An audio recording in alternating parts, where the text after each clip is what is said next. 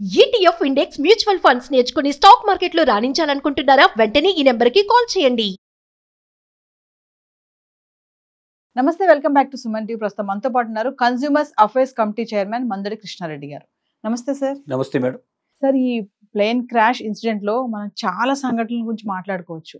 ఇప్పుడు రంజిత మరి నర్సు మరణాన్ని వెతుక్కుంటూ వెళ్ళిందని అనుకోవచ్చు అంటారా? ఒక్కసారి తన గురించి మాట్లాడుకుంటే చూడండి, ఎంత విచిత్రం అంటే తనంతా కంప్లీట్ చేసుకుని తన స్వదేశంలో జాబ్ చేసుకోవాలనుకుంది, అన్ని రెడీ చేసుకుంది, ప్యాక్ చేసుకుంది, మళ్ళీ వెళ్ళి అక్కడ ఇంకేమైనా ఉంటే క్లియర్గా ఫార్మాలిటీస్ అన్ని క్లియర్ చేసుకుందామని వెళ్ళే క్రమంలో ఇలా జరిగింది. ఒకసారి ఆమె గురించి మాట్లాడుకుంటే.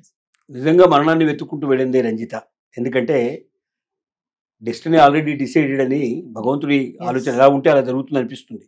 ఈ సంఘటన అట్లా అంత విచిత్రంగా అనిపిస్తుంది మనకు. రంజిత అనే అమ్మాయి కేరళ రాష్ట్రం లోపల పట్టణదిట్ట అనేటువంటి ఒక జిల్లా, ఆ జిల్లాలో అక్కడికి సంబంధించిన స్వస్థలకు సంబంధించిన అమ్మాయి. ఈ అమ్మాయి ఎప్పుడో నర్సుగా ట్రైనింగ్ పూర్తి చేసుకొని ఇక్కడ ఇండియా లోపల, జనరల్గా కేరళ నర్సులు ఎక్కువ భాగం విదేశాల్లో చాలామంది పనిచేస్తూ ఉన్నారు. తనకు లండన్లో ఒక అవకాశం దొరికింది, లండన్లో నర్సుగా పనిచేస్తూ ఉంది. అయితే ఈ మధ్యకాలంలో కేరళ గవర్నమెంట్ వాళ్ళు ప్రత్యేకంగా కేరళ వైద్య ఆరోగ్య శాఖకు సంబంధించిన డిపార్ట్మెంట్లో తనకు నర్సుగా ఒక మంచి పొజిషన్ ఇవ్వడానికి వాళ్ళు డిసైడ్ చేశారు. తనకు ఆ రకంగా కాల్ వచ్చింది. తను ఇండియాకు వచ్చి ఫార్మాలిటీ అన్ని పూర్తి చేసేసి తను ఉద్యోగానికి రాబోతున్నట్టుగా టైం తీసుకొని, నేను లండన్కి వెళ్ళి అని సర్దుకొని వచ్చేసేసి అక్కడ క్లోజ్ చేసుకొని వచ్చేస్తాను కంప్లీట్గా అని చెప్పి తను బయలుదేరేందుకు సిద్ధపడింది. యాక్చువల్గా ఏంటంటే ఈ లండన్ విమానానికి కాకుండా ఇంకొక అంతర్జాతీయ విమానం కోసం తను కొచ్చిన్లో ఉన్నటువంటి కొచ్చి నుంచి బయలుదేరాల్సిన అంతర్జాతీయ విమానానికి బుక్ చేసుకుంది. కానీ ఆ విమానం క్యాన్సిల్ అయింది.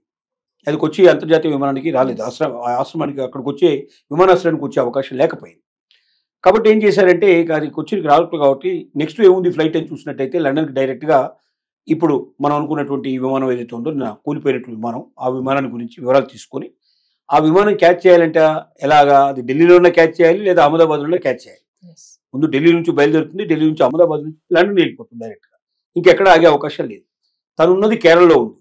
ఈ కేరళ నుంచి ఢిల్లీకి వెళ్ళడం కన్నా అహ్మదాబాద్ దగ్గర అవుతున్న ఉద్దేశంతో అహ్మదాబాద్కి వెళ్ళాలనుకుంది. అహ్మదాబాద్ ఎలా వెళ్ళాలి మరి, డైరెక్ట్గా ఫ్లైట్ లేవు. దాంతో ఆమె ఏం చేసిందంటే తను చెన్నై దాకా తను ట్రైన్లో వచ్చింది, అక్కడికి ప్రయాణం చేసింది. చెన్నై నుంచి అహ్మదాబాద్కు ఫ్లైట్లో వెళ్ళింది. అక్కడ మళ్ళీ ఈ ఫ్లైట్ అందుకుంది. అంటే మృత్యువుని వెతుక్కుంటూ అక్కడ నుంచి ట్రైన్లో వచ్చి ట్రైన్ నుంచి మళ్ళీ ఫ్లైట్లో వెళ్ళి చివరికి ఆ ఫ్లైట్ పట్టుకొని ఆ ఫ్లైట్లో అలా ఎక్కి కూర్చుందో లేదో విత్ ఇన్ మినిట్స్ లోపల స్మాష్ అయిపోయే పరిస్థితి ఏర్పడింది. అంటే ఇది విధి రాతేమో మనకు అనిపిస్తుంది, మనకు తెలియదు, మన మరణం ఎప్పుడు వస్తుందో మనకు తెలియదు. చాలామంది ఏమనుకుంటారంటే అసలు కొద్ది రోజులు మాత్రమే బతుకుతామని ప్రతి ఒక్కరికి తెలుసు.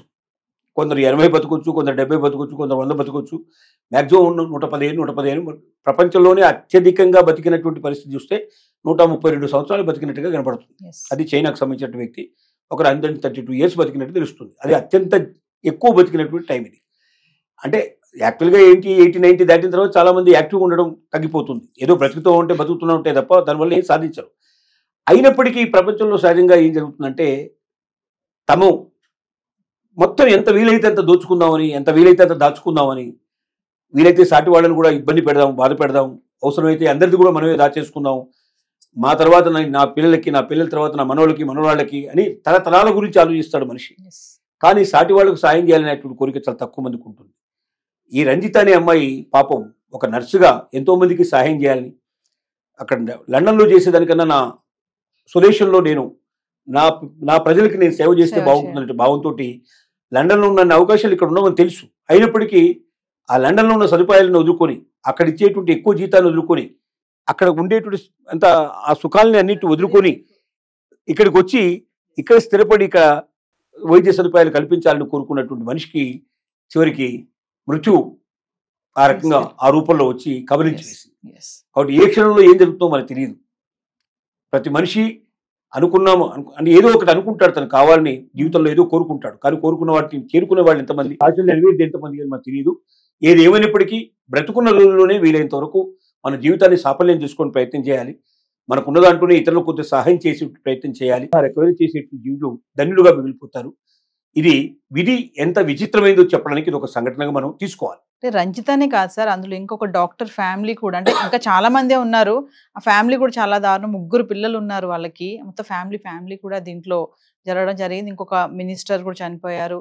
అంటే మీరు అన్నట్టుగానే మరణం అనేది ఎప్పుడు ఎవరికి వస్తుందో చెప్పలేము. నిజంగా ఆ రంజిత విషయం చూసుకుంటే చాలా ఆశ్చర్యం అనమాట. ట్రైన్ ఎక్కి అక్కడి నుంచి ఇలా వెళ్లాల్సిన రూట్ కాదు అసలు తను, అయినా ఇలా ఎందుకు వచ్చింది అంటే ఇంకా అది మరణం వెతుక్కుంటూ వచ్చిందని అనుకోవాలి. అంటే స్పష్టంగా కనబడుతుంది, క్లియర్ గా చాలా స్పష్టంగా కనబడుతుంది. ఓవరాల్ గా సార్, అంటే గతంలో చాలా జరిగాయి ఇలాంటి సంఘటనలు, ఈ ప్లేన్ క్రాష్ అవ్వడం అనేది. అంటే ఇది కూడా ఒక పెద్ద సంఘటన అనుకోవచ్చు అంటారా? చాలా పెద్ద సంఘటన.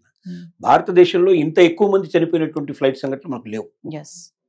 ఇప్పుడు దీంట్లో ఆ ఫ్లైట్ లో ప్రయాణం చేస్తున్న వాళ్ళే కాకుండా మెడికోస్ చనిపోయారు.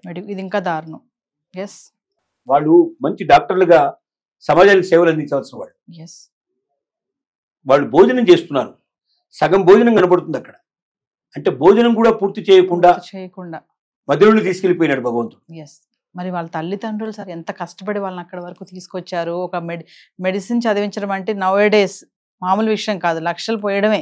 అలాంటిది వాళ్ళ తల్లిదండ్రుల బాధ, మరి ఆ ప్యాసింజర్స్ కానీ ఎవరికి వాళ్ళు దిక్కు లేదు. ఇప్పుడు DNA టెస్ట్ చేస్తే కానీ వాళ్ళు ఎవరు అనేది అన్ని ముక్కలు ఎక్కడ భాగాలు కనిపిస్తున్నాయి. ఏదేమైనా సార్, అంటే ఓవరాల్ గా ఏమనుకుంటున్నారు మీరు ఈ ఇన్సిడెంట్ పైన చెప్పాలి అంటే? అంటే ఇది టెక్నికల్ ఫాల్టే అని అనిపిస్తుంది. ఎందుకంటే ఆ అబ్బాయి ఎప్పుడైతే ఆకాష్ ఢిల్లీ నుంచి అహ్మదాబాద్ ప్రయాణం చేసినంతసేపు అతను చెప్పాడు, ఏం జరిగిందో స్పష్టంగా తెలియజేశాడు. కాబట్టి ఆ టెక్నికల్ ఫాల్ట్ని కరెక్ట్గా కనిపెట్టలేకపోయినారేమో అని అనిపిస్తోంది. అది సెకండ్లలో ఆ ఫాల్ట్ వల్ల పైకి ఎగాల్సింది కాస్త కిందకు వచ్చేసింది. ఇంకొకసారి కిందికి రావడం ప్రారంభించడం ఆపడం అనేది సాధ్యం కాని పరిస్థితి ఏర్పడింది. అంటే విత్ ఇన్ సెకండ్స్ లో జరిగిపోయింది. సెకండ్సే, అంతకనే ఏం లేదు. Thank you.